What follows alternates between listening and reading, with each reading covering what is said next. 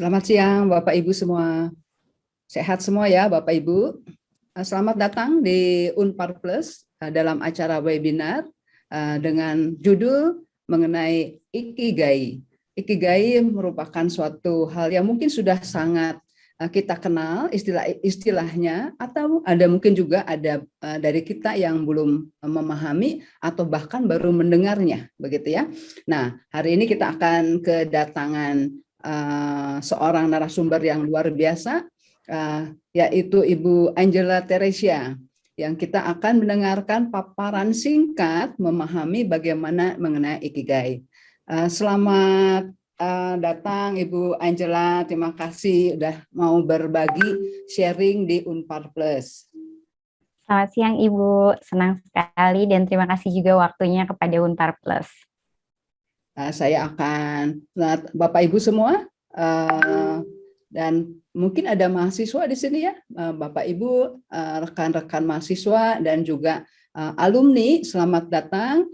Saya akan bacakan dulu ya Bu Angela. Saya bacakan dulu CV-nya, CV singkat ya, supaya kita tahu persis mengenai Ibu Angela itu siapa. Bu Angela sebenarnya adalah dosen ya, dosen kita semua nih, Bu Angela nih. Ngajarnya di program studi manajemen dan juga program studi administrasi bisnis. Betul ya, Bu Angela ya?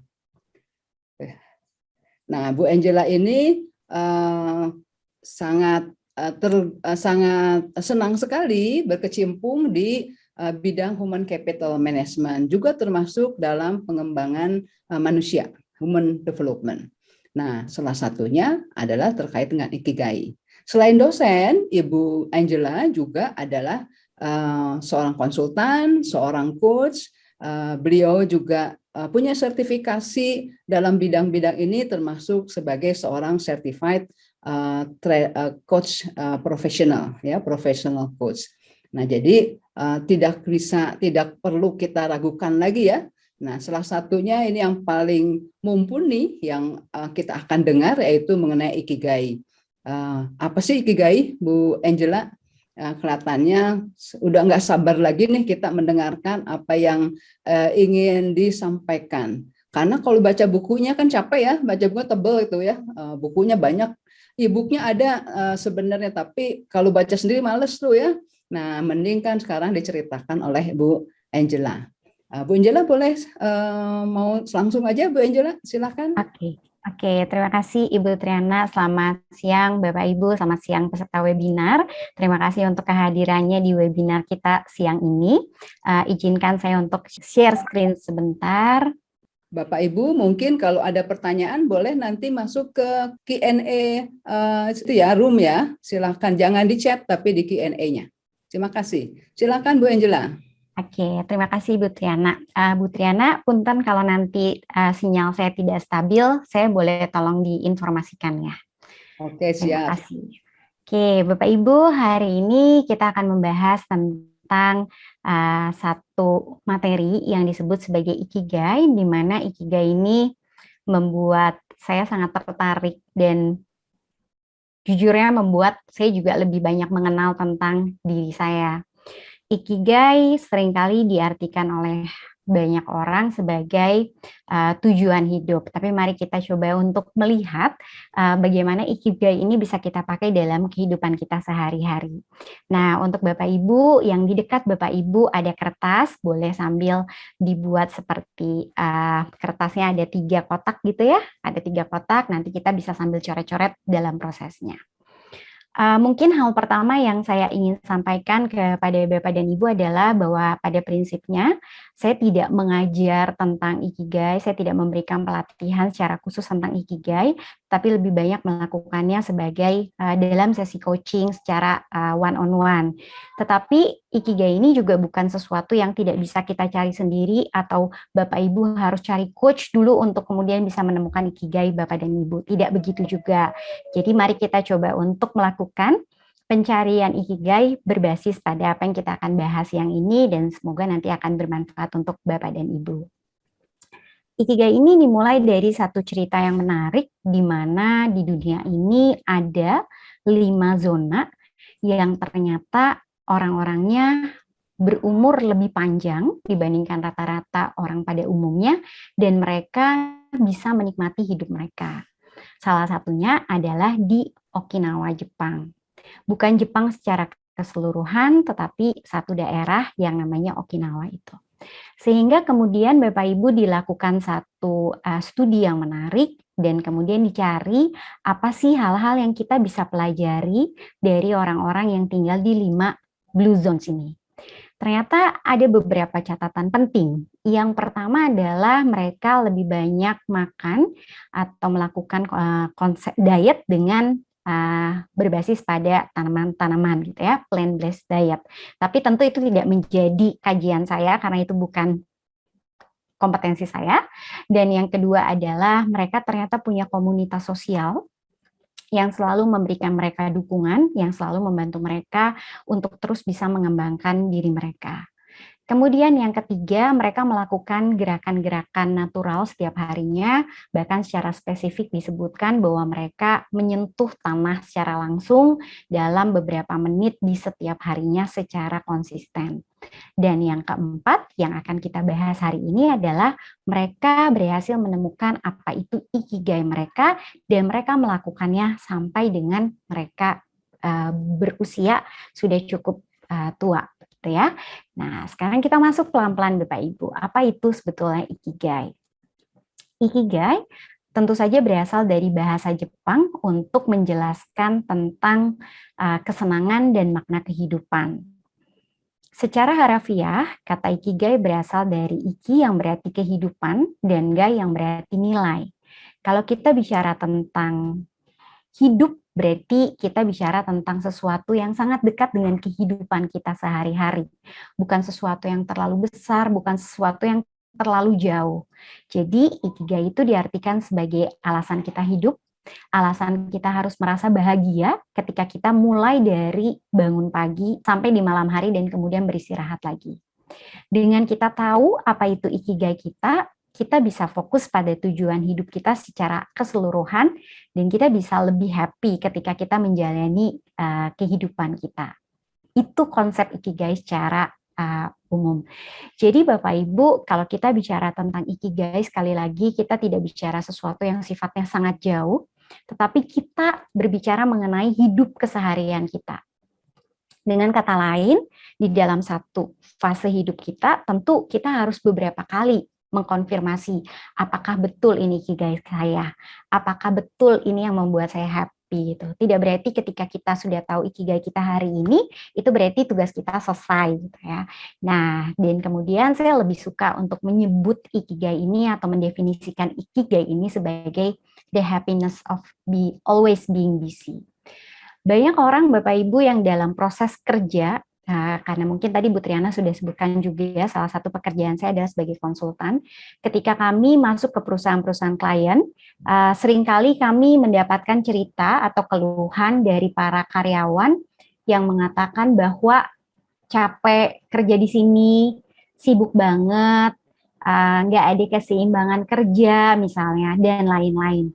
Dan mungkin kalau kita kaitkan dengan konsep ikigai ini, saya bisa menyimpulkan atau mengatakan bahwa apa yang dilakukan oleh seseorang yang sibuk di tempat kerja tadi dan kemudian mengeluh, itu tidak sejalan dengan ikigainya dia. Tapi bukan berarti juga, Bapak Ibu, disclaimer saya adalah bukan berarti ketika kita sudah tahu ikigai kita, kemudian kita harus keluar gitu ya dari pekerjaan kita karena merasa, oh ternyata ikigai saya nggak sama nih sama pekerjaan saya, berarti saya harus resign. Tidak begitu juga Bapak Ibu. Nanti kita akan bahas apa sih beberapa strategi hal-hal yang kita bisa lakukan supaya pekerjaan yang kita lakukan dengan ikigai itu tetap ada irisannya. Nah, di dalam ikigai ini ternyata ikigai nggak berdiri sendiri.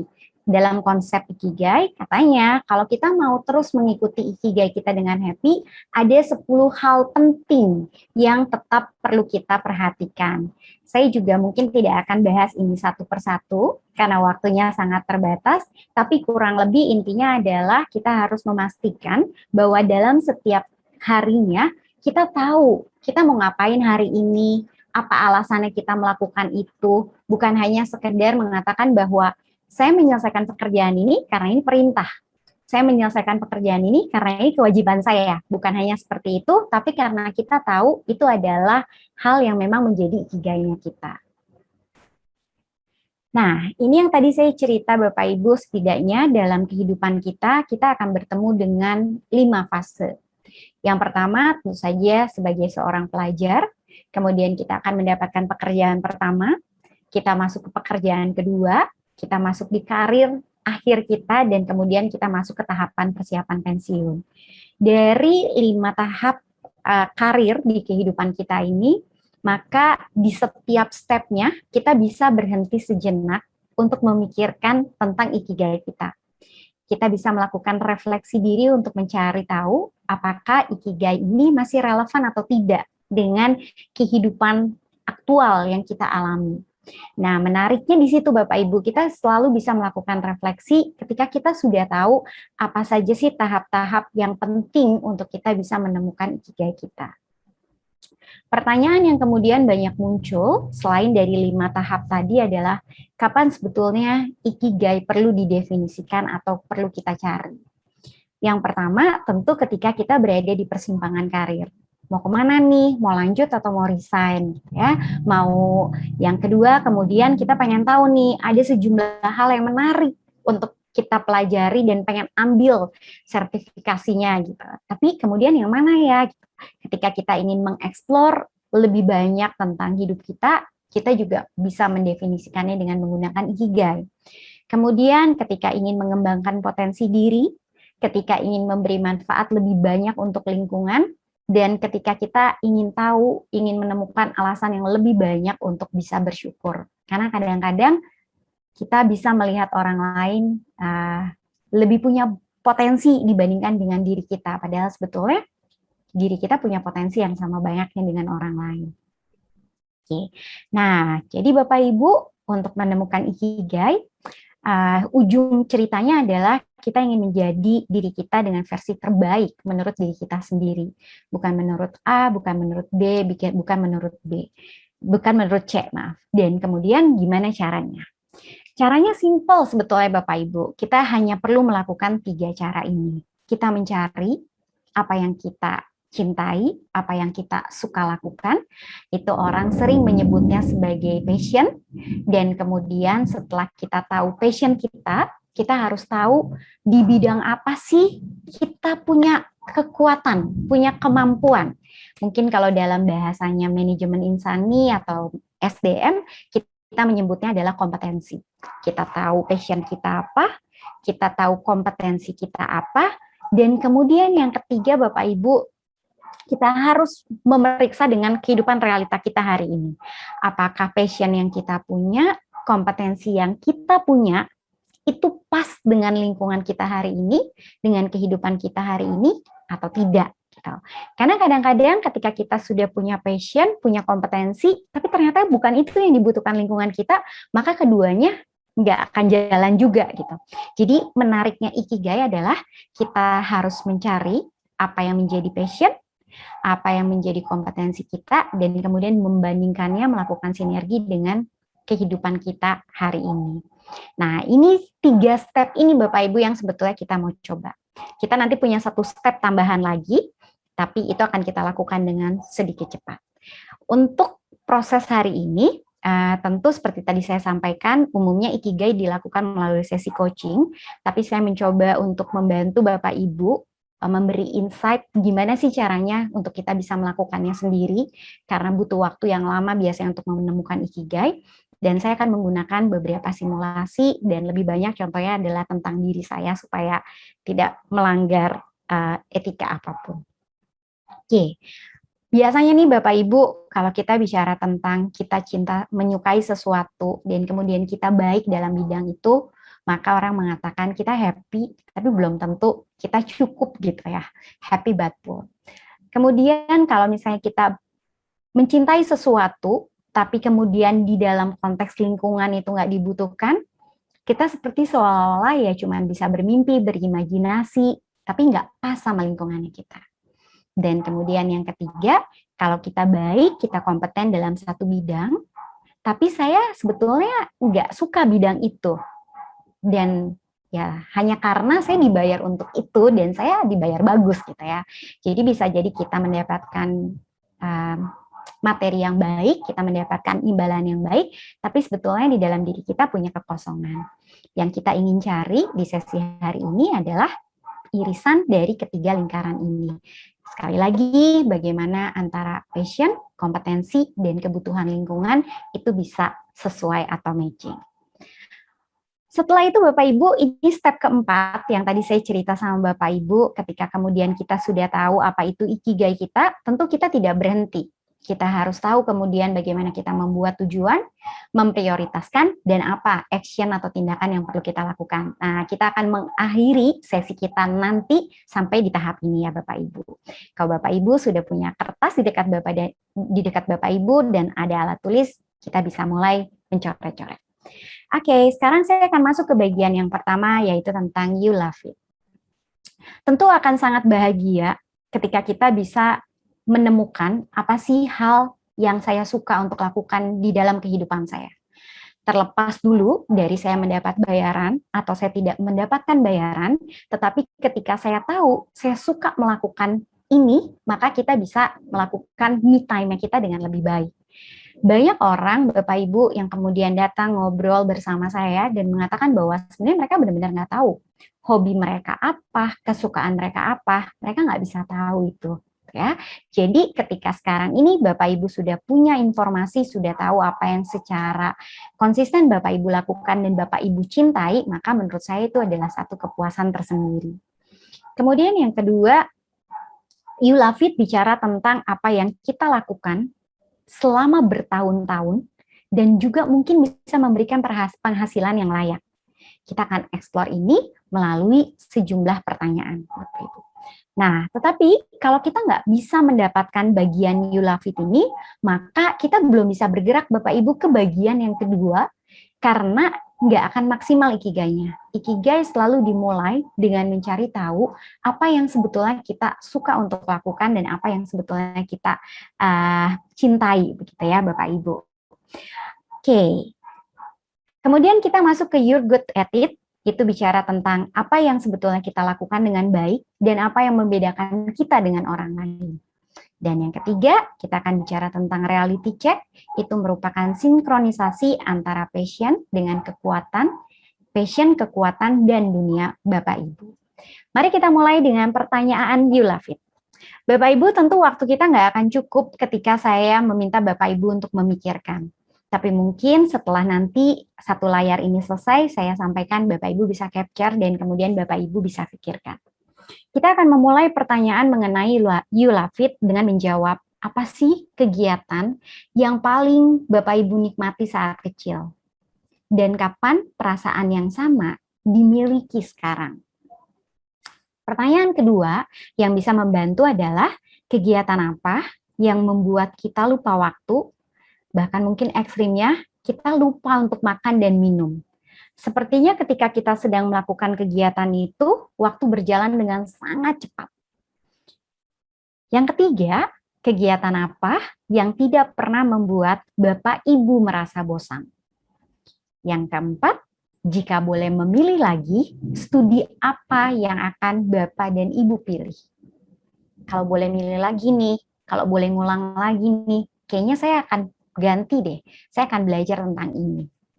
Kemudian yang kelima adalah ketika ada orang yang cukup baik, orang-orang yang selalu positif, memberikan feedback kepada Bapak dan Ibu, feedback apa yang mereka berikan tentang Anda, dan pertanyaan berikutnya adalah apa yang dikatakan orang yang lebih keras, orang yang lebih to the point mengenai diri Bapak dan Ibu. Dari 6 pertanyaan yang ada di layar Bapak Ibu saat ini, tentu akan ada sejumlah orang yang dengan mudah menjawab, ada sejumlah orang yang memerlukan waktu untuk menjawab.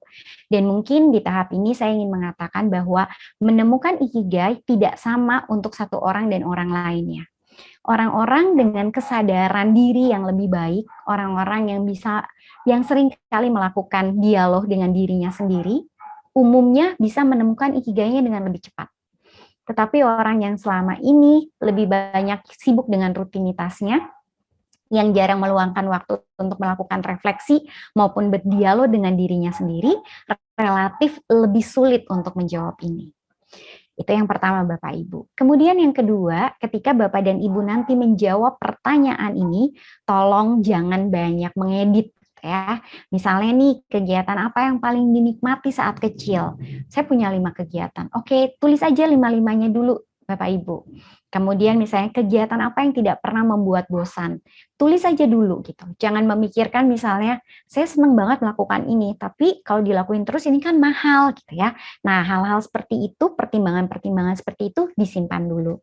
Ketika Bapak dan Ibu menjawab bagian ini, silakan jawab sebanyak mungkin dan Bapak Ibu boleh terus bertanya kepada diri sendiri, ada lagi nggak ya? Apakah ada lagi? Terus bertanya, ada lagi, ada lagi, ada lagi.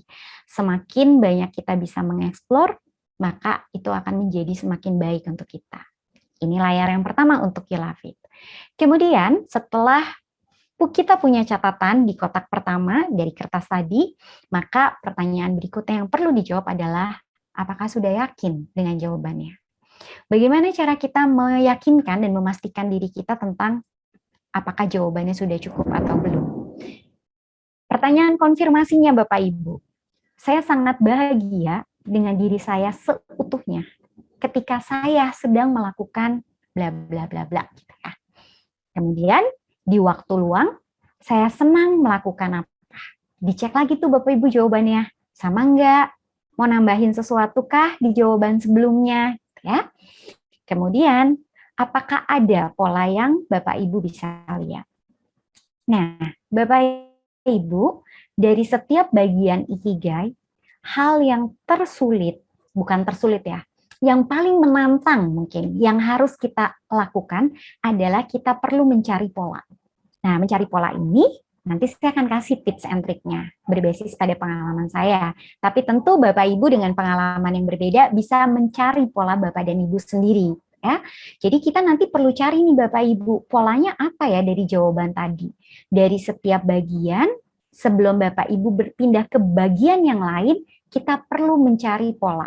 Supaya nanti ketika kita harus mensinergikan, kita tidak kerja lagi dari awal.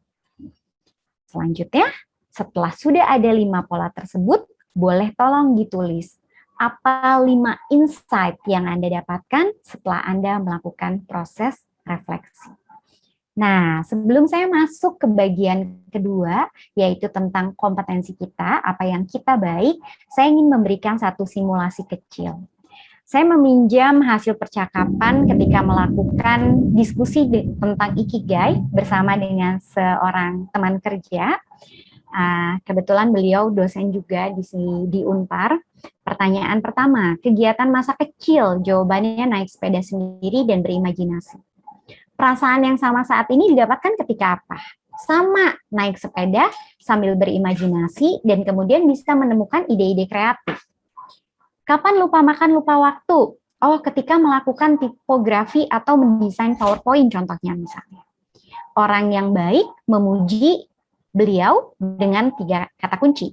Menenangkan, memotivasi banyak orang, banyak solusi gitu ya.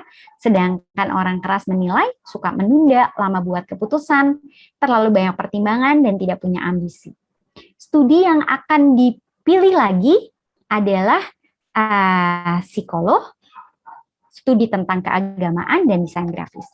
Dari sini Bapak Ibu, saya ingin mengajak Bapak Ibu untuk mencari pola. Kita bisa lihat bahwa jawaban-jawaban ini mengacu kepada pola yang sama. Kegiatan yang relatif sendiri dalam keramaian sekalipun. Sendiri dalam keramaian itu gimana ya? Jadi kalau misalnya kayak naik sepeda, mungkin naik sepedanya bareng-bareng. Tapi kan jarang ya kita sambil naik sepeda sambil ngobrol gitu. Beliau termasuk orang yang naik sepeda sendiri dan kemudian ketika naik sepeda itu fokus dengan ide-ide kreatifnya. Jadi pola atau insight yang didapatkan adalah sendiri dalam keramaian. Selain itu, kita juga bisa melihat bahwa apa yang disukai itu sebetulnya adalah hal-hal yang bukan pekerjaan rutin, bukan pekerjaan yang sifatnya detail, kemudian ada kata kunci konseptor atau pemikir, imajinasi, berpikir ide kreatif, bicara tentang solusi gitu ya. Kemudian ada unsur religi nih ketika akan memilih studi lagi. Itu kita bisa mengambil kata kunci konseptor atau pemikir. Kemudian kalau kita lihat juga dari hal-hal yang disukai, beliau lebih suka mengerjakan pekerjaan yang berbasis pada diri sendiri secara individu, nggak punya jenjang karir yang terstruktur. Ya. Kemudian dalam konteks hubungan sosial nih Bapak Ibu, hubungan sosial yang dibangun adalah formal dan punya tujuan yang sangat spesifik. Oke, di sini hujan besar banget ya. Jadi Bapak Ibu maaf kalau suaranya agak bertabrakan, tapi saya akan mencoba untuk memaksimalkan suara saya. Oke, hubungan sosialnya formal dengan tujuan yang spesifik. Ini pola pertama dari bagian you love it. Nah, Bapak Ibu ketika tadi udah selesai nih ngotret-ngotretnya, maka Bapak Ibu perlu punya pola ini. Mungkin sebagian dari Bapak Ibu atau teman-teman mahasiswa yang hadir di kesempatan kali ini kemudian bingung, gimana ya cari polanya? Saya mau kasih sedikit contekan berbasis pada pengalaman saya. Bukan berarti contekan ini benar 100% ya Bapak Ibu. Tapi izinkan saya untuk kasih contekan supaya Bapak dan Ibu lebih mudah. Oke, ini adalah contekannya. Contekannya misalnya, sudah seberapa dekat dengan aktivitas hari ini dari skala 1 sampai 10. Kenapa kasih skala itu? Kemudian berpikir, lebih mana nih berpikir, kerja fisik? Kalau misalnya kerja berpikir, apakah berpikir kreatif atau berpikir konsep gitu ya? Kemudian kalau misalnya pekerjaan itu jangka pendek, jangka menengah, dan lain-lain yang ada di layar Bapak dan Ibu saat ini. Bapak Ibu boleh capture layarnya untuk kemudian nanti membantu mencari polanya. Setelah itu, saya akan bertahan di layar ini kurang lebih 3 detik ke depan supaya Bapak Ibu punya kesempatan untuk capture. Setelah kita menemukan pola ini, kita akan masuk Bapak Ibu ke bagian kedua yaitu tentang you're good at it. Di bagian ini, kita akan mencari tentang keahlian yang kita miliki saat ini. Bapak Ibu harus jujur dan berani jujur dan harus pede untuk menjawab keahlian apa yang Bapak Ibu miliki saat ini. Dan kemudian yang kedua adalah keahlian apa yang selama ini dikembangkan. Yang ketiga, kalau orang datang kepada Anda, bantuan apa sih yang paling sering mereka minta pada Anda? Kemudian yang keempat, keahlian apa yang Anda ingin miliki atau ingin kembangkan ketika asumsinya semua sumber daya tersedia. Nggak harus mikirin uangnya, nggak harus mikirin tempatnya, mau belajar tinggal belajar gitu ya. Apa keahlian itu? Dan kemudian Bapak Ibu, terutama untuk Bapak Ibu yang tidak terlalu percaya diri dengan dirinya, maka bisa menghubungi 3 orang yang Anda percaya dan tanyakan sebetulnya pekerjaan apa yang menurut mereka paling ideal untuk Anda atau apa yang menurut mereka menjadi kekuatan Anda. Sehingga orang seringkali percaya pada Anda untuk meminta bantuan. Selanjutnya adalah, bolehkah tolong juga difikirkan apa sih 3 kesuksesan dalam hidup ini yang paling Anda banggakan? Kesuksesan ini tidak selalu bicara tentang pencapaian materi. Boleh apapun yang Anda merasa Anda bahagia dan Anda bangga ketika Anda menceritakan ulang tentang hal tersebut. Oke. Selain itu Bapak Ibu, untuk membantu Bapak dan Ibu nanti menemukan polanya, selain tadi slide yang saya kasih, boleh tolong dicari menurut Anda kemampuan apa sih yang paling Anda alami miliki? Lebih pada katakah? Pada aspek visualkah? Pada bernegosiasi dengan orang? Bekerja dengan angka? Ide baru? Atau justru penyelesaian tugas? Nah, di bagian ini Bapak Ibu, tentu saja kita ingin menemukan apa yang menjadi kompetensi kita. Setelah ini selesai, tugas Bapak dan Ibu masih sama, tolong cari polanya. Dari pola itu nanti kita akan kemudian menggabungkannya di akhir. Jadi sama ya Bapak Ibu, jawab pertanyaan di setiap bagian, kemudian dicari pola atau insight yang bisa didapatkan oleh Bapak dan Ibu dari setiap bagiannya. Masih tetap bisa menggunakan tips and trick slide contekan yang tadi saya kasih untuk Bapak Ibu. Oke, Sekarang kita masuk ke bagian yang ketiga, yaitu bicara tentang reality check. Di bagian reality check ini, Bapak Ibu, kita bicara tentang kehidupan kita secara nyata. Tadi kita punya passion, kita punya kompetensi. Sekarang kita mau coba untuk sinergikan. Kadang-kadang ya Bapak Ibu ada situasi di mana dalam keseharian kita itu betul-betul sibuk dengan rutinitas. Kita itu sibuk dengan semua kegiatan yang diminta dari luar untuk kita lakukan. Dari atasan, dari rekan kerja, dari klien, karena tuntutan pekerjaan, karena job desk, karena tuntutan anak, suami, dan lain-lain. Sehingga kita jarang sekali untuk diam sejenak dan merefleksikan tentang diri kita sendiri. Nah, bagian reality check ini umumnya lebih mudah untuk bisa kita lakukan karena dalam keseharian kita juga involve secara langsung. Oke, pertanyaannya Bapak Ibu, kalau saat ini seseorang atau sebuah organisasi mempekerjakan Anda, apa sih yang sebetulnya mereka dapat dengan mempekerjakan Anda? Keahlian Anda, pengetahuan yang Anda punyakah, konsistensi yang Anda milikikah, atau hanya sekedar waktu kerja yang Anda berikan? Poin ini perlu dipikirkan dengan sangat hati-hati. Dengan kata lain, kita mau bicara tentang tanda petiknya nilai jual. Saya dapat gaji nih. Gaji itu kemudian saya tukar dengan apa ya? Saya dapat bayaran dari klien. Apa yang sebetulnya secara mendasar saya berikan kepada klien saya? Kemudian yang kedua, masih sama ya Bapak Ibu, apa sebetulnya pemikirannya harus pada kemampuan? Apa sebetulnya kemampuan yang mereka bayar dari Anda? Ketika Bapak Ibu bisa menjawab dua pertanyaan ini, maka menemukan pola satu dan kedua tadi, ketika dikaitkan dengan pertanyaan bagian ketiga ini akan jauh lebih mudah. Kemudian yang ketiga adalah, jika Anda tidak di pekerjaan saat ini, apa yang kemudian akan Anda lakukan? Jika Anda tidak di pekerjaan saat ini, apa yang kemudian akan Anda lakukan? Pertanyaan keempat, masih sama terus diulang. Apa yang sebetulnya menjadi nilai jual dari diri Anda? Jadi sebetulnya pertanyaannya tidak terlalu banyak ya Bapak Ibu, tapi terus-menerus diputar untuk kita bisa yakin mengenai apa yang sebetulnya kita lakukan dan sudah kontribusikan untuk perusahaan kita. Bisa jadi kita punya ikigai-nya A, kita mengkontribusikannya B, padahal sebetulnya ikigai kita juga dibutuhkan loh. Nah, kemudian yang kelima adalah Bapak Ibu pertanyaan, kalau kita bisa memikirkan sasaran atau tujuan jangka panjang dari organisasi tempat kita bekerja, apa yang sebetulnya dibutuhkan oleh organisasi kita? Bukan dari diri kita, tapi secara umum apa yang dibutuhkan oleh organisasi tempat kita bekerja saat ini.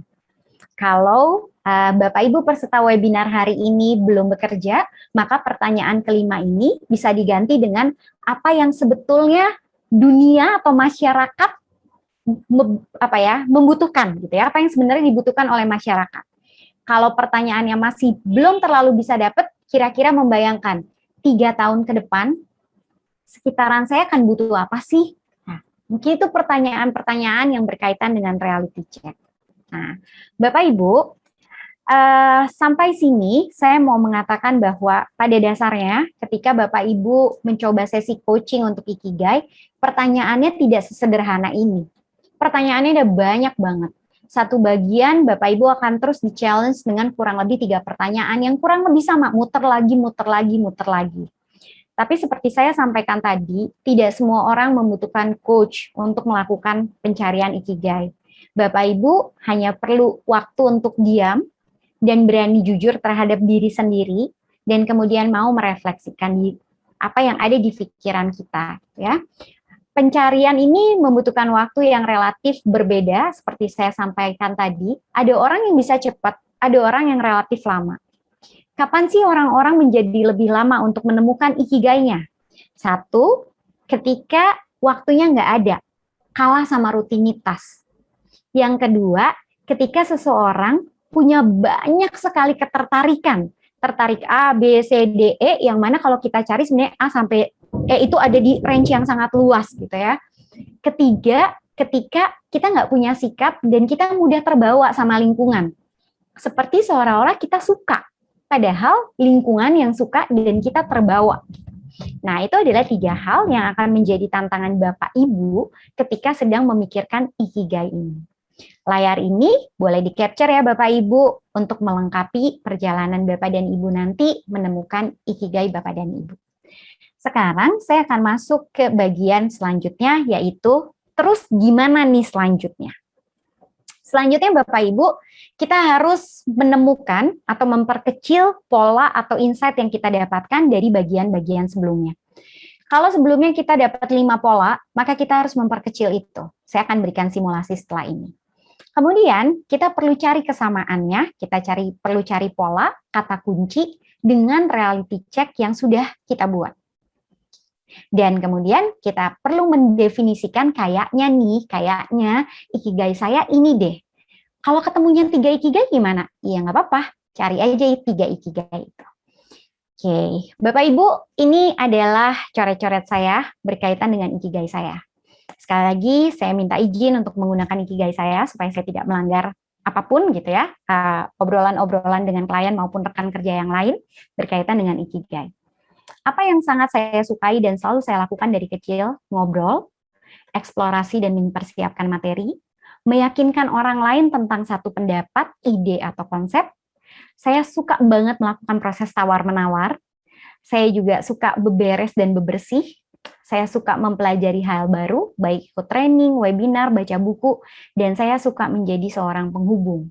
Setelah saya melakukan refleksi diri, itu adalah hal yang saya sukai.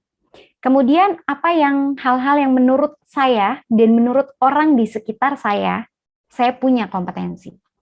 Komunikasi, negosiasi, tawar-menawar, beberes bebersih, saya yakin banget, saya pede banget Bapak Ibu, saya jago untuk hal itu gitu ya. Misalnya bebersih WC gitu, dari kaca yang tadinya kotor jadi bersih, itu saya yakin banget, pede bahwa saya bagus di situ. Gitu.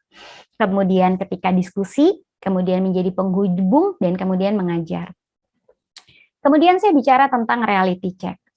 Apa yang saya jalani dan tekuni saat ini? Saya mengajar ya, saya konsultasi ya, saya pernah menjadi guru TK dan itu adalah opsi pekerjaan lain yang saya akan lakukan ketika saya sudah tidak bekerja dengan posisi saya hari ini. Kemudian kalau saya boleh memilih pekerjaan lain, saya akan memilih psikolog gitu ya. Kemudian yang juga bisa saya lakukan adalah menjadi HR di perusahaan. Kemudian yang dibutuhkan oleh lingkungan dan tempat saya bekerja adalah kecepatan menciptakan produk, jasa, dan eksekusinya. Dosen dengan gelar doktor dan jabatan fungsional yang terus bertambah. Teman diskusi untuk menyelesaikan tantangan, dan kemampuan pemasaran yang digital. Tentu dari sini Bapak Ibu masih besar banget. Saya kemudian mencoba untuk memperkecil bagian ini. Nah, memperkecil bagian ini, masuklah kita ke bagian yang disebut sebagai connecting the dots. Ini bagian keempat Bapak Ibu yang akan kita jalani. Sekali lagi, saya udah dapetin semua insight dari proses refleksi saya di setiap bagiannya, dan sekarang saya harus mencari keterkaitannya. Bagaimana cara mencari keterkaitannya? Aktivitas melihat ke belakang perjalanan kita ya Bapak Ibu, gunakan kata kunci yang sudah Bapak Ibu miliki dan kemudian kita cari polanya.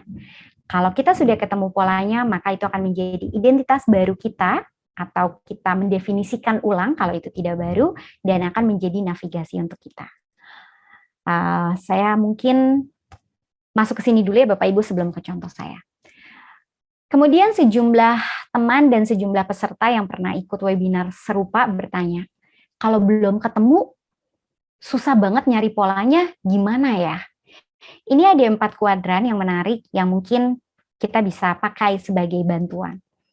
Ketika Bapak Ibu menyukai sesuatu dan Bapak Ibu baik dalam hal itu, tentu passion itu akan semakin menjadi lebih kuat.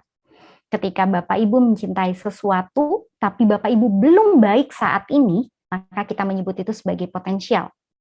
Ketika kemudian Bapak Ibu tidak menyukai sesuatu, tapi Bapak Ibu baik melakukannya karena terbiasa terus-menerus, dalam pekerjaan, maka katanya Bapak Ibu sebetulnya hanya melakukan kegiatan yang bisa membiayai kehidupan kita saja. Dan kemudian kalau Bapak Ibu nggak suka satu pekerjaan dan nggak baik juga dalam pekerjaan itu, katanya konon disebut sebagai itu adalah daily task-nya kita. Kita biasanya melakukan rutinitas kita nggak pakai banyak mikir.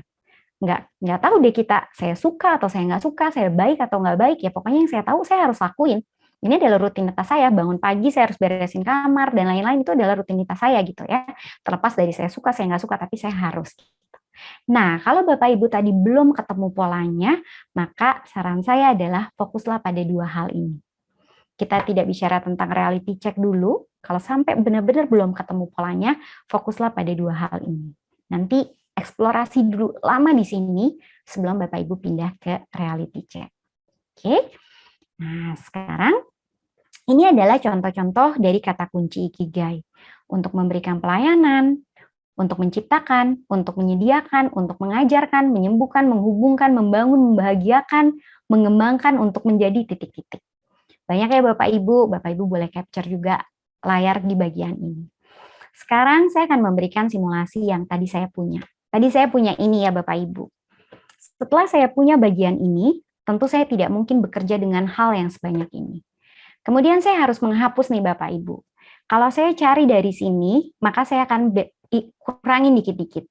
Misalnya beberes, itu nggak ada di reality check saya hari ini. Berarti itu tidak bisa menjadi ikigai saya. Karena kalau kita bicara tentang ikigai, bukan hanya sekedar saya suka dan memberi manfaat buat saya, tapi dia harus memberi manfaat untuk orang lain dan dia harus dekat dengan realitas saya. Itu adalah ikigai. Kemudian kalau saya melakukan reality check ini, mengajar, saya suka nggak? Saya suka. Konsultasi, iya nggak? Iya. Guru TK, saya akan kembali nggak ya? Wah, upaya terlalu berat, maka saya coret. Psikolog, bisa nggak saya ambil sebagai opsi? Wah, saya harus mundur jauh ya. Harus kembali menempuh studi S1, S2, saya coret. Bekerja sebagai HR di perusahaan, saya kemudian berpikir, saya bukan orang yang konsisten dari sisi waktu. Saya orang yang sangat fleksibel. Jadi, itu juga saya coret. Singkat cerita nih Bapak Ibu, dari semua yang Bapak Ibu lihat di layar hari ini, hal yang secara konsisten muncul dari diri saya adalah tinggal segini Bapak Ibu. Saya suka ngobrol, tapi tentu dengan tujuan yang jelas. Saya senang meyakinkan orang lain. Saya senang melakukan tawar-menawar, tentu juga dengan target yang jelas, menjadi penghubung. Dan di bagian reality check, saya memperkecil hanya dalam konteks mengajar, konsultasi, HR ya, karena itu bidang yang sangat saya sukai. Bagian di perusahaan yang saya buang, dan kemudian teman diskusi untuk menyelesaikan tantangan. Kalau Bapak Ibu lihat di sebelumnya, di dunia yang saya tekuni saat ini, ada nih Bapak Ibu kebutuhan dosen dengan gelar doktor dan jabatan fungsional. Tapi saya tahu itu bukan kekuatan saya, itu bukan ikigai saya gitu. Iya, mohon maaf ketika saya masuk di dunia pendidikan dan berprofesi sebagai dosen, akhirnya saya nggak bisa kasih kontribusi banyak di situ. Saya bisa berkontribusi pada proses mengajar, mungkin saya bisa berkontribusi pada proses untuk melakukan pengabdian, tapi jujur banget nih Bapak Ibu, kalau Bapak Ibu dosen yang lain ada di sini, saya harus mohon maaf sebelumnya, berat banget untuk saya bisa menulis dan kemudian melakukan publikasi, itu upayanya berat banget. Tapi bukan berarti tidak boleh kita abaikan gitu ya, dan kemudian oh itu bukan ikigai saya lupain. Tentu tidak begitu ya Bapak Ibu, ketika sudah ada komitmen, ketika itu memang pekerjaan yang kita punya hari ini, ya nggak apa-apa, tapi mari kita lakukan tawar-menawar. Oke, tawar-menawar saya adalah, oke, dari semua yang ada di layar Bapak Ibu saat ini, maka saya menemukan bahwa ikigai saya adalah human relations. Jadi semua upaya yang saya lakukan ketika saya suka belajar hal baru, belajar apa? Semua yang berkaitan dengan human relations. Ketika saya mengajar apa? Semua yang berkaitan dengan konteks human relations. Ketika saya sekarang di pekerjaan saya hari ini, saya tentu tahu, oke, saya tidak bisa berkontribusi banyak nih dalam hal yang berurusan dengan tadi penelitian, pengabdian, publikasi, dan lain-lain gitu ya. Tapi akan saya lakukan, tapi mungkin tidak bisa cepat. Akan beda kecepatannya dengan ketika saya dikasih tugas-tugas yang lebih mengandalkan pada ikigai saya pada human relations gitu ya. Misalnya saya diminta untuk membangun network gitu, itu kan jauh lebih mudah untuk saya. Nah, pesan saya Bapak Ibu sampai sini, kalau saat ini atau kalau nanti Bapak Ibu menemukan bahwa ikigai saya tidak sesuai dengan bidang yang saya tekuni saat ini, maka tolong cari irisannya. Solusinya bukan keluar kerja loh Bapak Ibu. Solusinya adalah satu, misalnya bernegosiasi dengan atasan. Saya tahu nih kontribusi saya untuk bagian ini tidak terlalu banyak, tapi saya bisa berkontribusi lebih banyak pada hal ini. Boleh nggak saya dapat tugas lebih banyak di bagian itu? Misalnya begitu ya Bapak Ibu. Atau yang kedua, karena memang rutinitas susah cari kerja saat ini, ikigai saya tidak bisa maksimal di sini. Tapi kemudian Bapak Ibu bisa dong mulai menekuni ikigai Bapak dan Ibu di setiap weekend. Kasih terus tuh Bapak Ibu, ikigai itu perlu dikasih makan terus. Karena tadi Bapak Ibu ikigai bicara tentang passion, kompetensi, dan reality check. Kalau sekarang kita suka untuk melakukan sesuatu tapi itu nggak bisa ngasilin uang, ada titik tertentu di mana kita akan meninggalkan bagian itu. Jadi kalau Bapak Ibu misalnya menemukan ikigainya ternyata masak gitu. Tapi sekarang kerjaannya dosen, ya mungkin boleh lah ya kalau Sabtu Minggu buka PO berkaitan dengan masakan gitu kan, supaya ikigai itu terus dikasih makan dan terus bisa berkembang. Jadi sekali lagi kuncinya bukan meninggalkan apa yang kita lakukan saat ini, tapi mulai menyiapkan waktu untuk kita bisa mengisi dan menekuni ikigainya kita. Mengajar ya, karena itu berhubungan dengan orang, itu saya sangat sukai gitu ya. Bahkan tadi teman saya yang partner kerja saya yang ternyata ikigainya mengajar bisa membuktikan dengan ilustrasi seperti ini. Iya ya, saya yakin bahwa ikigai saya adalah mengajar. Kenapa saya bilang itu?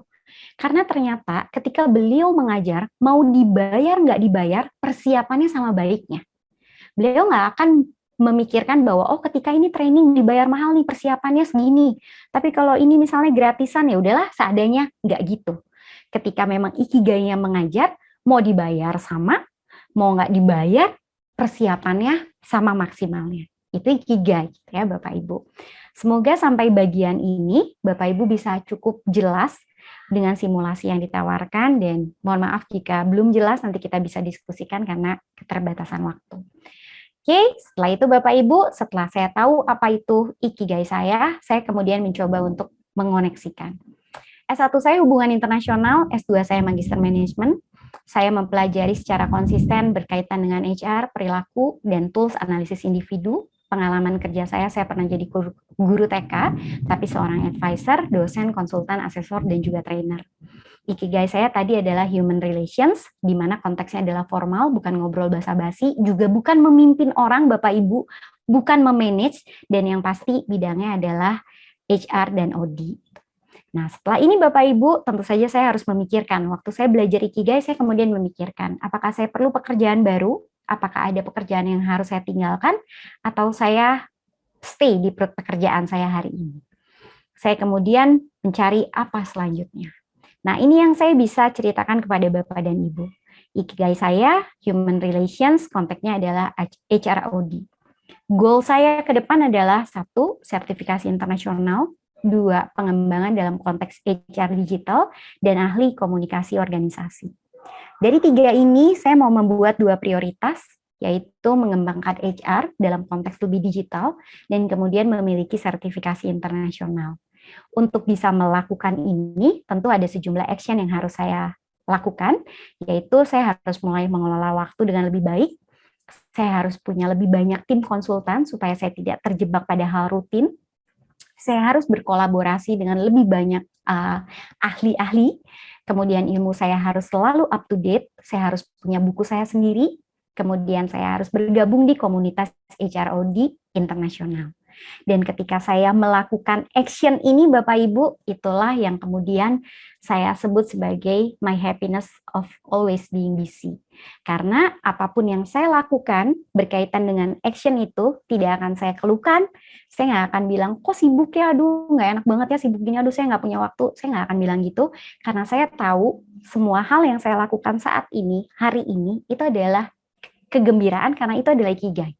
Dan ketika saya kemudian mencari alasan kenapa saya harus ngelola waktu, karena saya punya ikigai. Kenapa saya harus belajar terus, karena saya punya ikigai dan saya mau mencapai goal tertentu. Ya Bapak Ibu ya. Ini akhir dari materi saya. Saya mau wrap up sedikit. Kita punya 4 step untuk melakukan ikigai. Kita harus tahu apa yang kita cintai, kita harus tahu apa yang kita baik, kemampuan kita, kemudian kita harus memastikan sinerginya dengan realita kita hari ini, dan kemudian kita harus melakukan connecting the dots, memastikan bahwa ikigai kita tidak hanya sekedar berhenti pada kata, tapi kemudian bisa diterjemahkan sampai ke level tindakan. Akhir kata, saya ucapkan terima kasih dan selamat berproses untuk Bapak dan Ibu. Semoga Bapak dan Ibu selalu sabar untuk mencari ikigai Bapak dan Ibu. Ibu Triana, terima kasih. Saya kembalikan ruang Zoom dan waktu ke Ibu Triana. Ya, makasih Ibu Angela. Wah, keren banget paparannya. Ini juga udah banyak sekali pertanyaan di kolom question and answer. Kita langsung aja gitu ya, Bapak Ibu. Kalau yang mau tanya langsung nanti boleh ya. Tapi kita akan dahulukan pertanyaan yang sudah ada di kolom question and answer. Bu Bu Angela, di sini ada pertanyaan dari Bapak Elisati Hulu. Usia berapa atau di fase apa seseorang mesti sudah mengetahui ikigainya dan menjalankan kehidupan dengan lebih baik agar bahagia? Ya, saya boleh langsung jawab, Bu? Silakan, Bu. Oke, terima kasih. Terima kasih untuk pertanyaannya. Mungkin saya agak cepat menjawabnya supaya semua pertanyaan bisa terjawab. Yang pertama, sebagai orang tua, kebetulan saya juga punya anak ABG, anak saya usia di kelas 2 SMA saat ini, dan saya bisa mulai mengamati anak itu berbasis pada teori ikigai. Saya bisa lihat apa yang secara konsisten, jadi tugas Bapak dan Ibu ketika punya putra-putri di rumah adalah melakukan observasi. Saya bisa lihat apa yang secara konsisten dia lakukan, dan kemudian saya bisa menemukan kata kunci, ternyata ikigainya dia adalah analisis data. Dia sangat suka ketika dikasih segala hal yang berhubungan dengan data. Dan saat ini kayak dia lagi seneng banget ngeliatin angka-angka saham Bapak Ibu. Jadi dia di layar itu seneng banget ngeliat dan kemudian dia analisis. Mungkin dia bukan main, bukan cari untung gitu ya dari saham itu, tapi yang saya lihat dia lebih seneng ngeliat kayak melakukan analisis terhadap fondasi si perusahaan itu gitu. Oh ininya begini ya, laporan keuangannya begini, ininya begini gitu. Itu bisa dilakukan. Jadi saya rasa observasi terhadap ikigai seseorang, individu itu bisa dilakukan dari kecil. Yang perlu dicek adalah apa hal-hal yang secara konsisten dan terus-menerus dia lakukan, dan dia jauh lebih bersemangat ketika melakukan itu. Mungkin itu jawabannya, Ibu. Ya, semoga bisa menjawab. Mudah-mudahan Pak Elisati, nah ini ya cukup puas ya dengan jawaban Bu Angela. Sekarang kita lihat pertanyaan dari Bu Maria Widyarini. Ikigai ini jika diterapkan bisakah untuk anak SMP? Kayaknya jawabannya udah kali tadi ya, mirip-mirip. Apakah bisa membantu menentukan pilihan kuliah bagi anak tersebut? Iya, betul. Bisa banget seperti yang tadi saya contohkan, saya juga melakukan uji coba untuk anak-anak saya, tapi mungkin Bapak Ibu kalau untuk anak-anak saya ingin menambahkan sedikit, tidak perlu masuk sampai reality check terlalu dalam. Fokus utama itu diskusi di bagian apa yang mereka sukai, apa yang mereka cintai. Boleh menggunakan pertanyaan yang sama yang tadi saya berikan. Dan kemudian setelah pertanyaan apa yang mereka cintai itu terjawab, boleh cek ke apa yang mereka baik. Tentu bisa menggunakan nilai-nilai di sekolah atau misalnya ketika bertanya kepada mereka, apa sih yang paling sering orang minta dari kamu? Kadang-kadang saya suka iseng nanya sama gurunya juga, saya tanya, boleh nggak saya dapat feedback tentang anak saya? Kayak misalnya apa yang bisa diandalkan dari dia, apa yang guru-guru minta bantuan dari dia, apa yang teman-teman bisa minta bantuan dari dia gitu. Itu saya lakukan juga secara berkala. Jadi untuk anak-anak SMP boleh, tetapi tidak perlu masuk ke bagian reality check terlalu dalam. Di bagian reality check-nya itu hanya sekedar memikirkan tentang kira-kira 5 tahun ke depan atau 10 tahun ke depan, apa sih yang dunia ini butuhkan? Relevan nggak dengan ikigainya dia saat ini. Kalau misalnya masih bisa ada irisannya, oke, itu bisa jadi ikigainya. Kalau belum, maka dicari lagi ikigainya, dibuat lebih spesifik. Begitu, Ibu. Oke. kelihatannya memang itu ya Bu Angela ya, perlu juga memahami apa yang diinginkan. Kadang-kadang kalau anak-anak masih SMP, SMA seperti itu, seringkali yang diinginkan malah main game misalnya seperti itu ya. Iya. Kadang-kadang dilarang oleh orang tuanya. Nah, ini ada pertanyaan sih, nanti kita lihat ya. Tapi Iya. sebelum itu ada pertanyaan, ini kayaknya ada tamu jauh dari Salatiga, yaitu dari Oh.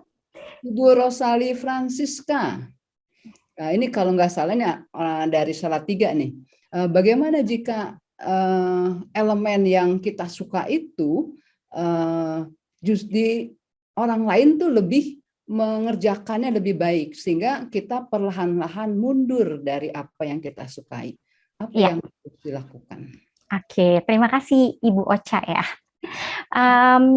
Tentu saja kalau kita menyukai sesuatu, ikigai ini agak sedikit berbeda ya.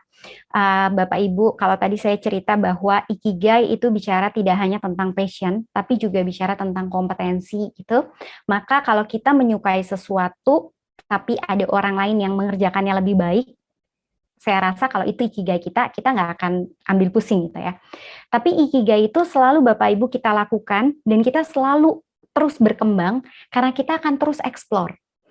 Akan berbeda ketika kita menyelesaikan beberapa tantangan, kita ketemu tantangan dalam bidang yang menjadi ikigainya kita, kayaknya kita gampang banget loh nyelesainnya. Kita akan sangat mudah tahu bagaimana cara menyelesaikannya. Sementara ketika kita harus menyelesaikan tantangan di bidang yang bukan ikigai kita, itu berat banget rasanya gitu ya. Karena memang tadi ikigai, sesuatu yang kita cintai itu harus konsisten terus-menerus dijalankan gitu. Atau mungkin ada kayaknya teorinya namanya 10.000 jam gitu. Nah, untuk menjawab pertanyaan Ibu Ocha, kalau kita menyukai sesuatu tapi ternyata ada orang lain yang melakukannya lebih baik, saya rasa terus aja berproses gitu. Dan kadang-kadang definisi lebih baik atau tidak lebih baik itu akan sangat berbeda gitu. Kita bisa melihat orang lain lebih baik dari kita, tapi kadang-kadang orang lihat kita yang lebih baik dari mereka. Itu sebabnya kalau Bu Ocha ketemu situasi seperti itu, boleh minta feedback pada orang lain. Cari orang terdekat yang dipercaya dan kemudian tanyakan, minta feedbacknya. Tapi pesan saya atau mungkin titipan saya sedikit adalah ketika memang itu bidang yang disukai dan sudah konsisten dilakukan, sampai lupa makan, lupa waktu, terus berproses. Begitu Ibu Triana. Oke, mudah-mudahan yang dari Salatiga cukup puas ya. Maju terus, Bu Ocha. Pertanyaan berikutnya adalah dari Bapak Ihsan Hafiz. Apabila tidak ingat tentang apa yang kita sukai pada waktu kecil, apakah boleh tanya kepada keluarga? Oh iya, tentu boleh Pak. Boleh tanya sama keluarga, sepupu yang suka main bareng, papa, mama gitu ya. Kalau misalnya ternyata mereka nggak tahu juga karena kita begitu random, maka lupakan pertanyaan tentang yang waktu kecil. Tapi fokuslah pada masa di mana Bapak bisa ingat. Misalnya 5 tahun terakhir, apa yang secara konsisten dilakukan. Mulai dari SMA atau mulai dari kuliah, apa sih yang secara konsisten dilakukan secara terus-menerus sampai benar-benar lupa waktu gitu. Tapi jawabannya iya, boleh banget untuk minta bantuan dari orang-orang terdekat yang Bapak bisa percaya. Oke, terima kasih Bu Angela. Lanjut ya Bu Angela. Lanjut Bu. Ada pertanyaan dari Ibu Putri Bintang.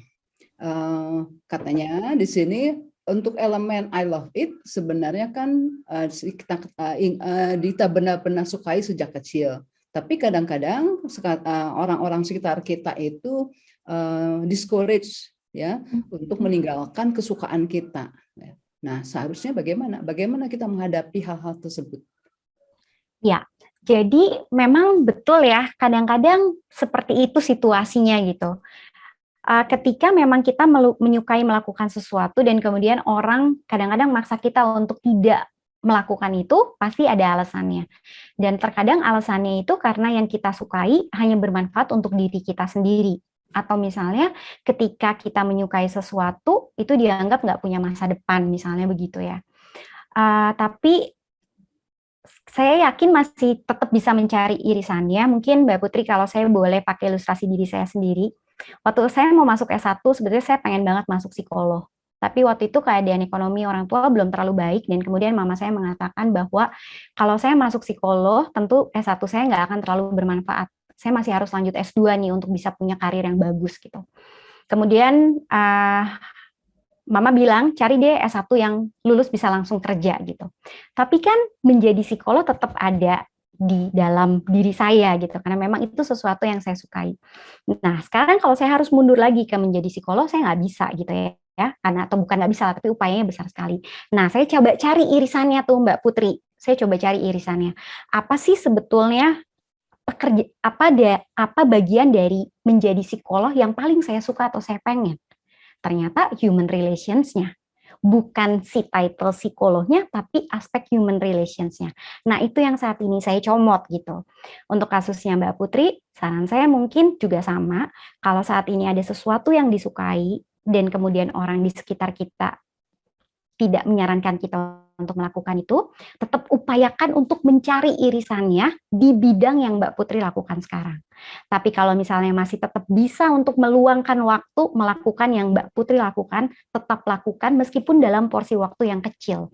Mudah-mudahan ke depannya makin lama porsi waktunya bisa bertambah. Semoga bisa menjawab. Iya, terima kasih. Kita lanjut. Ini Pak Ihsan bertanya lebih lanjut ya.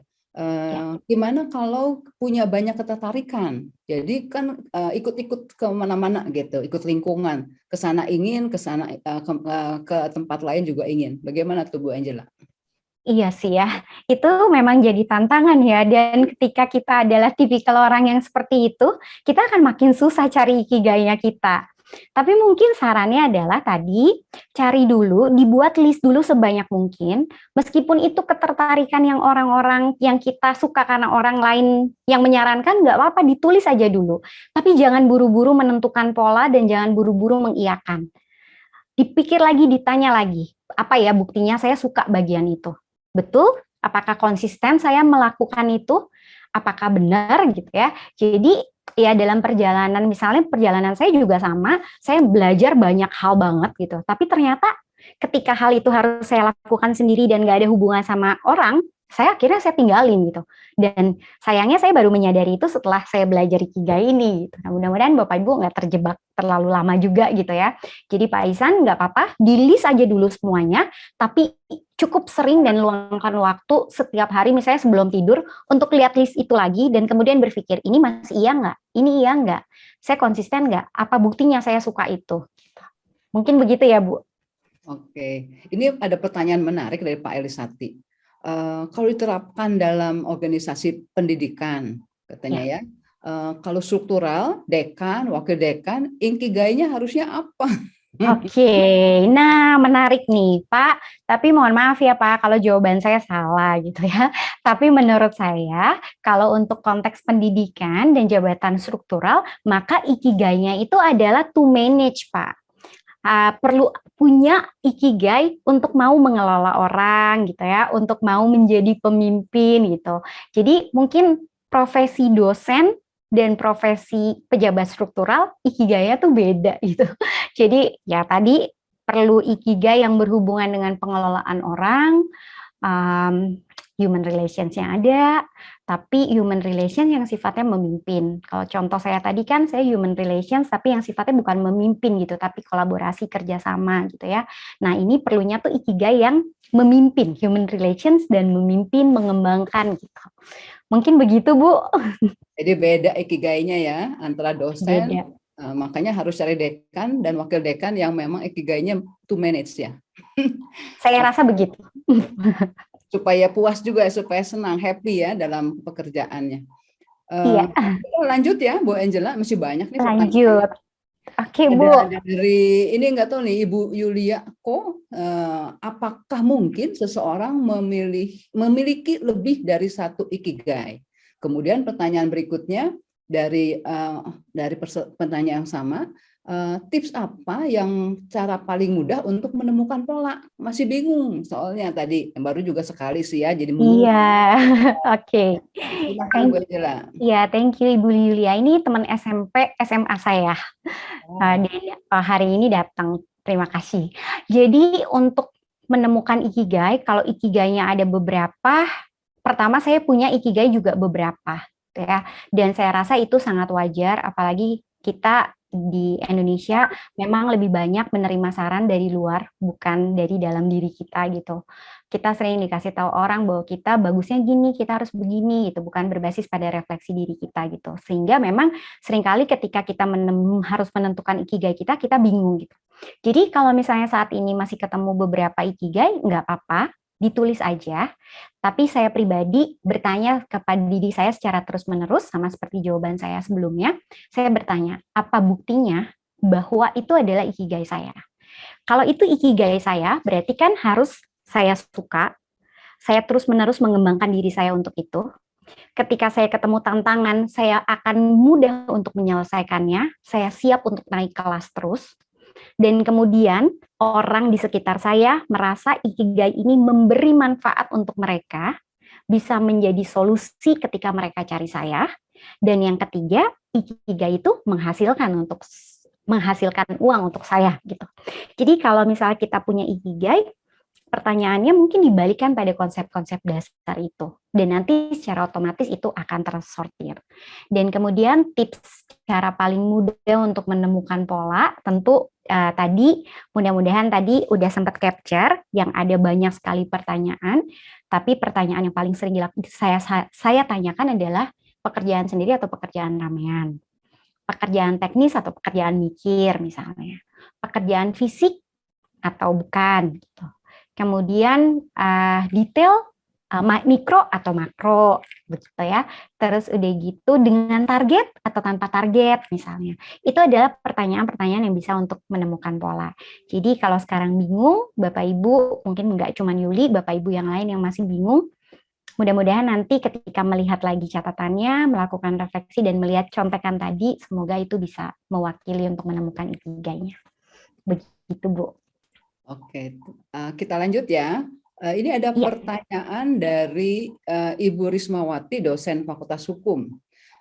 Apakah memberi makan ikigai itu harus selalu berkaitan dengan hasil dalam bentuk materi? Ya. Jadi seperti contohnya saat pemaparan tadi, profesi dosen suka masak untuk memberi makan ikigai, maka buka PO. Makanan tiap minggu. Nah, gimana? Apakah hanya dalam bentuk materi aja kalau memberi makan ikigai itu? Iya, oke. Begini, mungkin kalau misalnya tidak selalu harus dalam bentuk materi, tetapi ketika itu kemudian bisa menghasilkan sesuatu untuk kita, kayaknya kita tuh akan punya semangat yang lebih banyak untuk meningkatkan si ikigai itu. Jadi kalau misalnya kayak tadi nih dosen ternyata suka masak dan makanannya enak gitu ya. Salah satu bukti bahwa makanan enak itu kan ketika kita buka PO laku, dapat feedback baik, ada repeat order gitu ya. Itu kan kita kayak terkuatkan bahwa oh iya ini adalah salah satu ikigai kita gitu. Tapi balik lagi bukan berarti harus berhenti jadi dosen loh, enggak gitu ya. Tapi melakukan itu hanya di weekend. Yang penting mempertahankan supaya ikigainya nggak hilang gitu. Tapi kalau misalnya ternyata belum sampai jualan gimana? Iya nggak apa-apa, tapi mungkin titipan pesannya adalah tidak disimpan untuk diri sendiri, tapi minimal bisa kasih manfaat untuk orang lain gitu. Dan terus dapat feedback dari luar lingkungan, feedback yang baik untuk terus meyakinkan diri kita bahwa memang itu ikigai kita. Itu jawabannya, Bu. Masih mau nanya Bu Rismanya, katanya kalau ikigai itu boleh bisa berubah nggak sih? Apakah sebenarnya berubahnya itu karena kita belum memahami diri sendiri? Ya, apakah ikigai itu bisa berubah? Tentu tadi kalau kita lihat dari fase karir, saya yakin ada masanya di mana kita ikigainya akan berubah karena memang reality check kita berubah, karena lingkungan kita berubah, fakta yang kita alami berubah gitu. Tapi umumnya pergeserannya itu nggak terlalu jauh gitu. Misalnya tidak akan menjadi dari tadi ikigai, misalnya saya ikigainya adalah human relations, terus tiba-tiba saya berubah menjadi target oriented gitu ya, kayaknya nggak se-ekstrim itu perubahannya. Ikigainya dasarnya akan tetap sama, tetapi kemudian pada saat ikigai itu harus dituangkan atau dibuat menjadi lebih praktis di tataran action tadi, diturunkan dalam tataran action, itu mungkin bisa jadi berubah. Atau ketika kita berganti pekerjaan, ada kalanya kita nggak bisa terlalu milih nih posisi kita apa dan kemudian target-target kerja kita apa gitu. Itu kadang-kadang bisa membuat kita mikir benar nggak ya ini ikigai kita gitu. Karena kadang-kadang kita melakukan sesuatu dengan rutin dan kemudian kita jadi suka dengan rutinitas itu. Itu kadang menjadi jebakan, kayaknya itu ikigai saya karena saya bagus loh di situ dan saya bisa menikmati. Nah, hati-hatinya Bapak Ibu adalah kita perlu membedakan apakah itu ikigai kita ataukah karena kita udah nyaman aja. Karena kita udah biasa dan udah nyaman, tapi sebetulnya itu bukan ikigai kita gitu. Kalau kita bisa gali lebih lanjut, mungkin kita akan ketemu dengan ikigai. Jadi jawabannya, apakah mungkin ikigai itu berubah? Sangat mungkin. Dengan fase hidup yang berbeda, realita yang berbeda, ikigai bisa bergeser. Tapi geserannya nggak akan terlalu jauh. Begitu jawabannya, Bu. Ada pertanyaan yang nyambung nih dengan pertanyaan Bu Risma. Pertanyaan dari Bu Feba kayaknya ini. Terkait dengan perubahan ikigai. Kapan sebaiknya bagaimana supaya kita segera mengetahui sejak dini bahwa ikigai kita berubah. Oke. Feba ini mahasiswa manajemen Unpar ya, Bu. Jadi ikigai itu kapan kita mulai temukan untuk Bapak dan Ibu. Kalau sekarang ini belum ketemu ikigainya, maka setelah webinar ini saya sangat berharap Bapak Ibu bisa mulai mencari ikigainya gitu ya. Saya sendiri menemukan ikigai ini mungkin 1 tahun yang lalu, kurang lebih berdasarkan proses, dan waktu itu saya betul-betul belum tahu secara clear bahwa itu namanya adalah ikigai gitu ya. Tetapi kapan kita bisa mulai? Ya sedini mungkin. Setelah tahu bahwa oh ini loh ternyata ikigai irisan dari You Love It, You Create It, dan reality check gitu ya. Kita harus mulai mendefinisikan ikigai kita. Untuk berapa lama ikigai kita perlu didefinisikan itu sangat berbeda setiap orang. Ada orang-orang, maka kita perlu berpikir dulu nih, ada orang yang lebih naruh jangka panjang, target jauh dulu untuk bisa bergerak. Ada orang yang lebih menaruh target jangka pendek atau small step untuk bisa bergerak. Misalnya contohnya saya adalah target jangka pendek gitu. Saya nggak terlalu bisa bekerja dengan target yang sifatnya jangka panjang.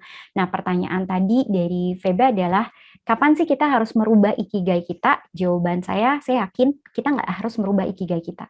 Mencari ikigai kita ya, mendefinisikan ikigai kita ya, tapi tidak merubah ikigai kita. Kalau kita udah punya ikigainya, maka yang diubah bukan ikigainya ketika itu ternyata tidak sinkron dengan reality check, tapi yang diubah adalah tadi lingkaran-lingkaran tadi.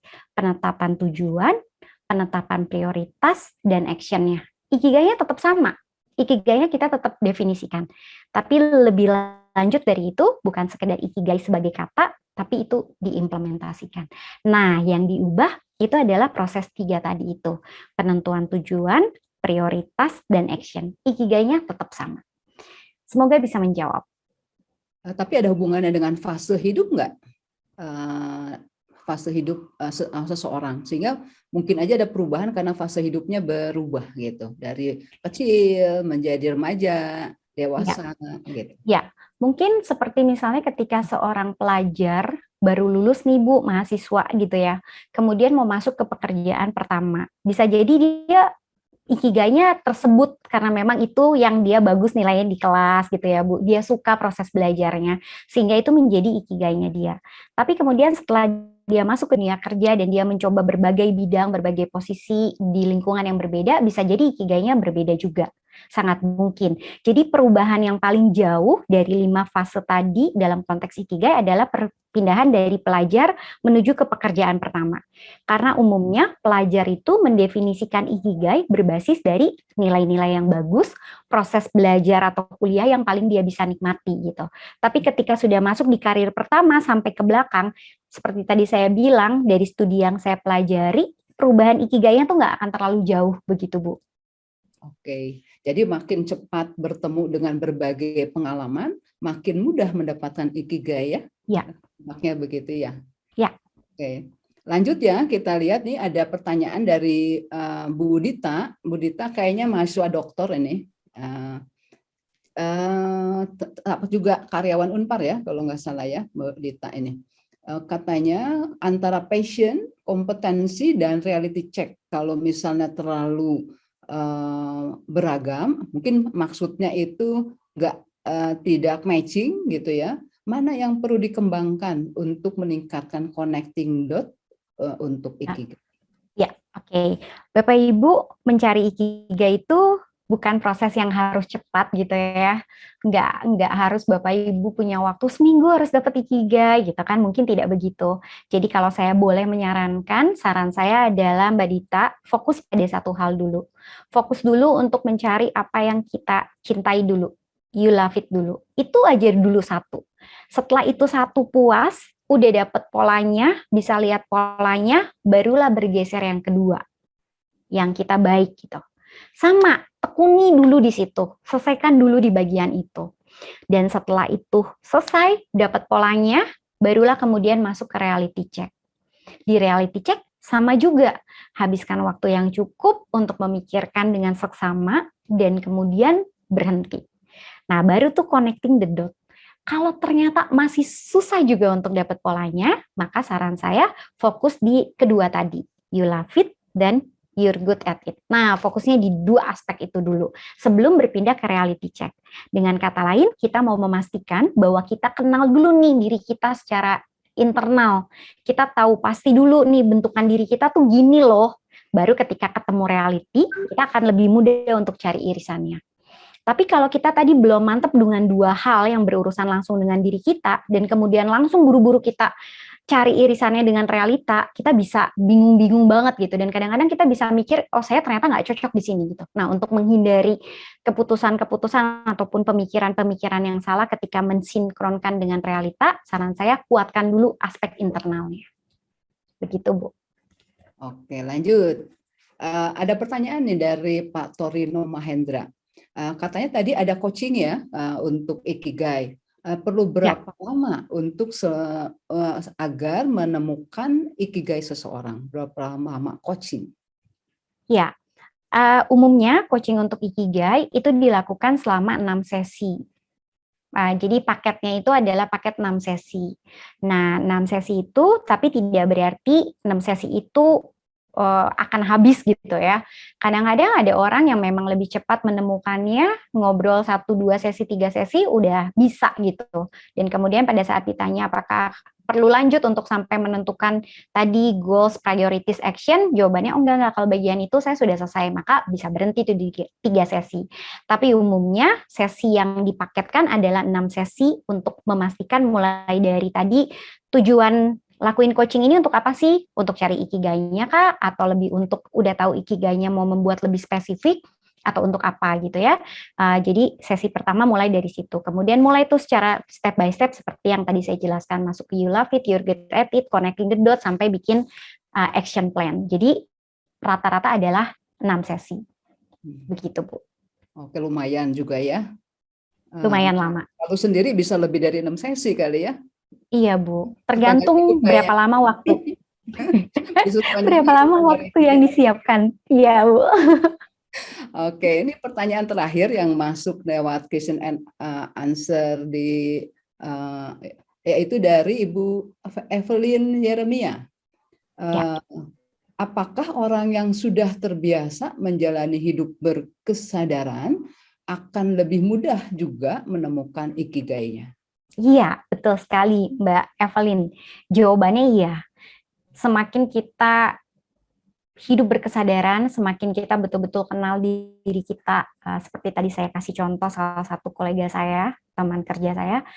Beliau adalah seseorang yang sangat punya kesadaran diri yang baik gitu. Jadi ketika dikasih pertanyaan-pertanyaan ikigai, itu jawabnya cepet banget gitu ya. Saya begini, terus saya tanya misalnya, karena apa gitu, apa contoh ceritanya gitu, itu banyak sekali yang bisa dilakukan. Mungkin berbeda dengan beberapa klien yang memang jarang sekali melakukan refleksi diri, ketika dikasih pertanyaan itu banyak diemnya. Ada pertanyaan lain nggak?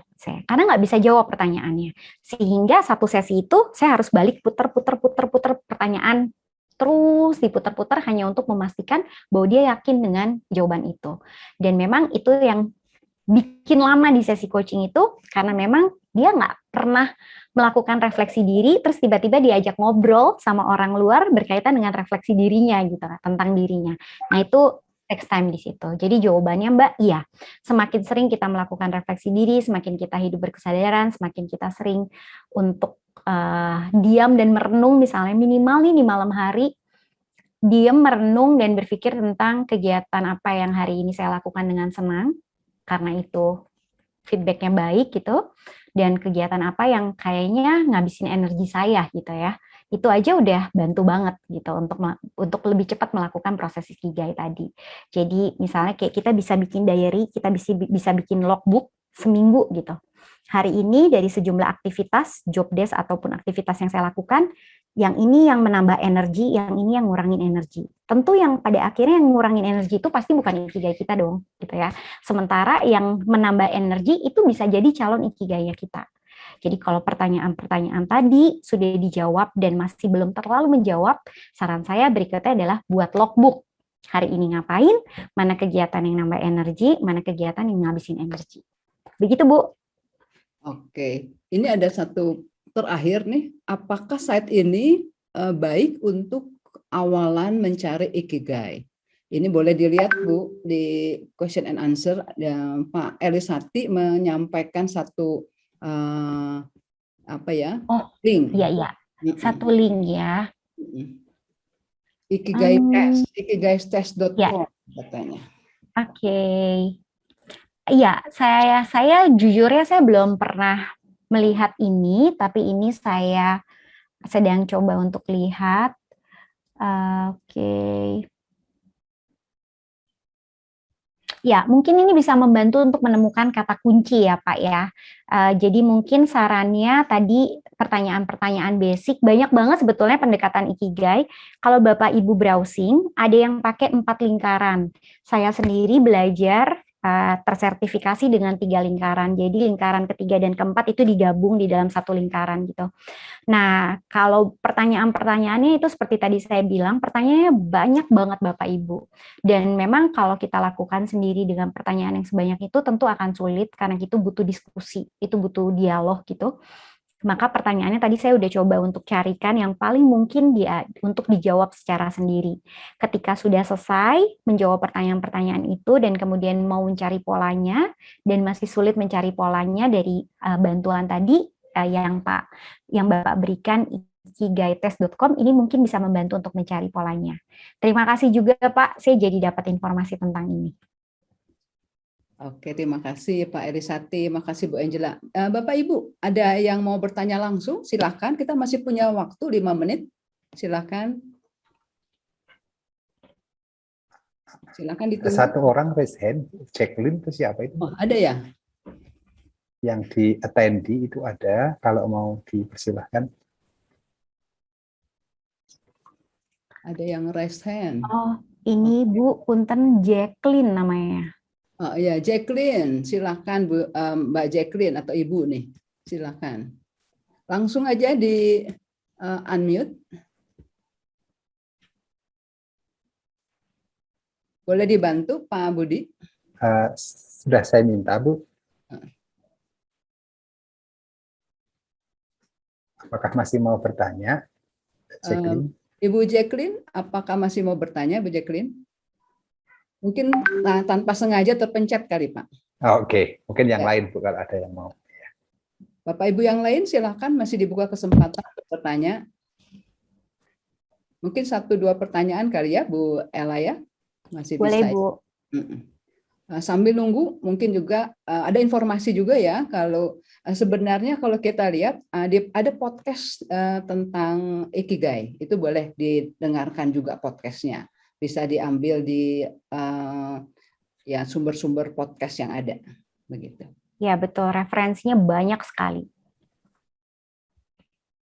Tampaknya belum ada yang mau bertanya secara langsung. Udah puas kayaknya ya, dan udah puas bingung ya, dengan Ikigai gitu ya. Karena sekarang lagi cepat-cepat mau mencari Ikigainya masing-masing, begitu, mencari connecting the dot. Ya. Iya. Terima kasih Bu Angela atas sharingnya yang luar biasa, sangat bermanfaat, dan saya yakin sangat bermanfaat bagi teman-teman semua yang hadir di sini. Juga bagi saya juga sangat bermanfaat mendapatkan pencerahan mengenai Ikigai. Untuk berikutnya mungkin nanti ada batch berikutnya ya tentang Ikigai ya Bu Angela ya, supaya memuaskan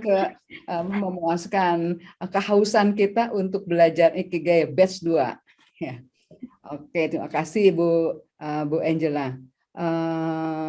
Nanti kita akan ketemu lagi di lain kesempatan. Bapak Ibu, terima kasih semuanya sudah hadir di Unpar Plus dengan acara yang luar biasa pada hari ini. Semoga bermanfaat. Salam sehat buat semuanya. Sampai jumpa semuanya, dan buat Bu Ella juga terima kasih luar biasa. Terima kasih Bapak Ibu yang sudah hadir. Terima kasih Unpar Plus. Terima kasih Bu Triana. Selamat sore.